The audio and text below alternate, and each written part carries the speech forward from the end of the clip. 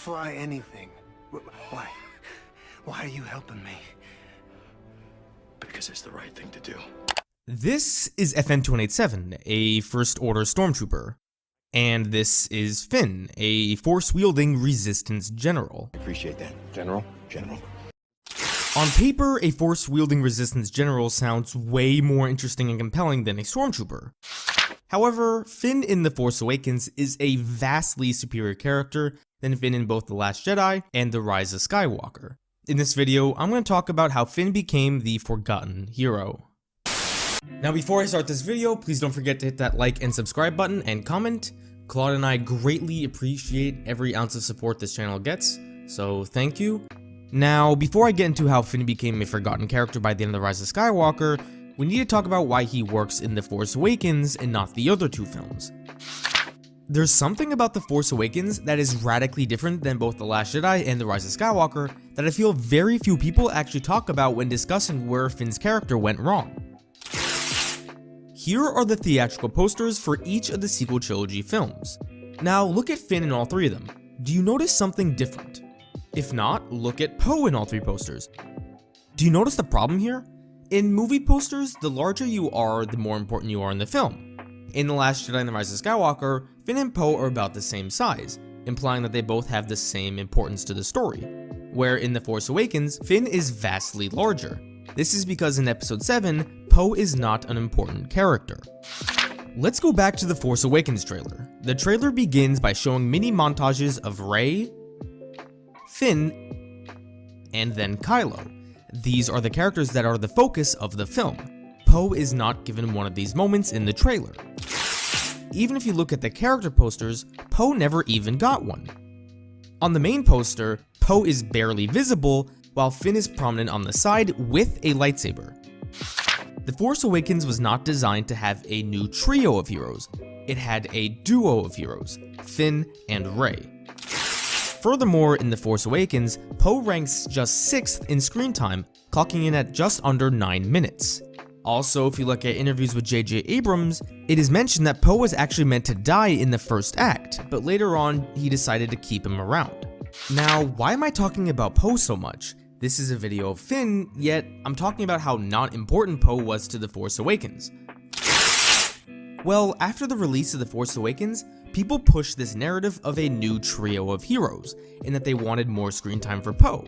Now, if you give more screen time to Poe, then you have to reduce the screen time of Finn. You're not going to reduce Rey's screen time because she's easily the most important character. She is the main character. So Rian Johnson proceeded to give all three of these characters an arc. And Rey's is clearly the most interesting, making Finn and Poe's story far less important. Had Rian Johnson decided to keep Poe as a secondary character and devote more time to Finn, then maybe Finn could have worked in this film. But that's not what happened. And by the time you get to The Rise of Skywalker, Poe actually has more screen time than Finn. This is a problem. Now, this isn't the only problem. If Rian Johnson and J.J. Abrams really wanted Poe to be part of a trio, they could have still made it work. So let's dive deep into Finn. Why does Finn work in The Force Awakens and not the other two films? Well, this is because Finn in The Force Awakens is an active protagonist. So what's the difference between an active and a passive protagonist? An active protagonist is a character who makes choices that push the plot forward. For example, Luke is an active protagonist. In Return of the Jedi, he is making decisions that push the plot forward. He decided to go save Han Solo. He decided to go confront Vader. It's important for a protagonist to be active because the audience learns the most about a character based on their choices, and active characters make choices. A passive protagonist is a character who is being pushed by the plot to make choices. The difference here is that a passive character is someone who only makes choices in response to something. For example, Jyn Erso is a passive protagonist. She gets captured by the rebels and is basically given a choice not choice. Help the rebels or go back to prison. Obviously, she has to choose to go help the rebels. And throughout the rest of the movie, all of her actions are in response to the plot. She never really makes her own choices, other than maybe deciding to go to Scarif. Now, back to Finn. In The Force Awakens, Finn is an active protagonist. He begins the story by choosing to defect from the First Order and help Poe. He chooses to help Rey. He chooses to leave Rey on Takodana. he chooses to trick the Resistance into helping him save Rey. These are all decisions that help us learn more about his character. We know that Finn begins the story as someone who just wants to escape the First Order, and he eventually becomes someone who wants to do anything to save his only friend in Rey. This is his arc throughout the story. So this is why Finn works in The Force Awakens. Now, why doesn't Finn work in The Last Jedi? Well, in this movie, Finn is a passive protagonist. He begins by making an active decision to try and bail on the Resistance, but after that, every decision is passive.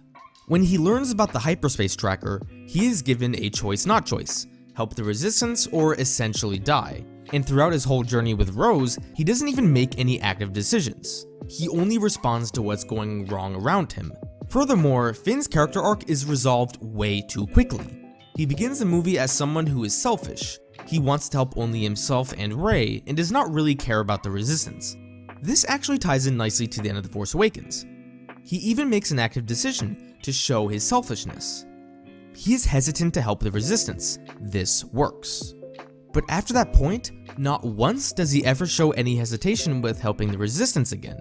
On Canto Bight, he could have easily taken the tracker and bailed on Rose to save Rey, but just minutes after he tries to bail on the Resistance, he is willing to sacrifice his life for this mission. He essentially went through a whole character arc in a few minutes. So by the end of the movie, when he is ready to sacrifice himself for the Resistance, it is not earned because we never saw him struggle between his selfish and selfless side.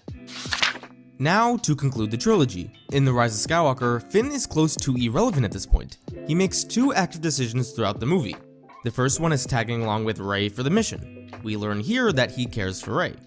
And we already knew this, so this isn't anything new.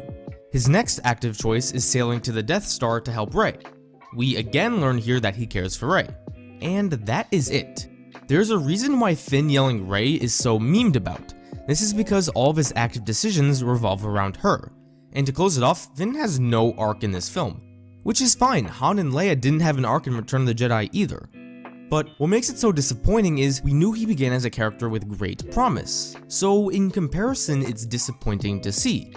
The trilogy began with Rey and Finn front and center, but concluded with only Rey front and center. Thank you for watching another one of my videos. If you haven't already, please don't forget to subscribe and like this video and leave a comment giving me your thoughts. Every single ounce of support this channel gets really helps out Claude and myself, and we greatly appreciate it. Also, everyone please stay safe. I wouldn't want anyone getting sick. Keep social distancing, unite the Claude Squad, and I'll see you guys next time.